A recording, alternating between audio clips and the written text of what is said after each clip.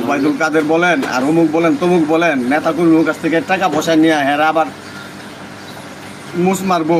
নেতা কর্মী তো পাগল না, এই জন্য সে নেতা কর্মী অত পাগল না।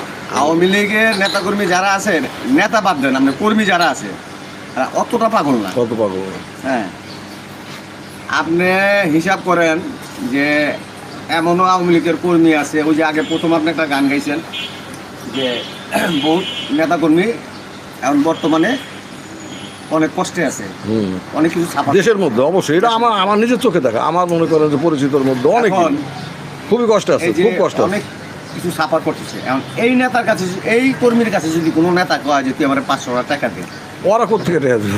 ওরা তো মনে করেন আচ্ছা না মনে করেন আসি থাকলে কি দিব, দেখি সম্ভব?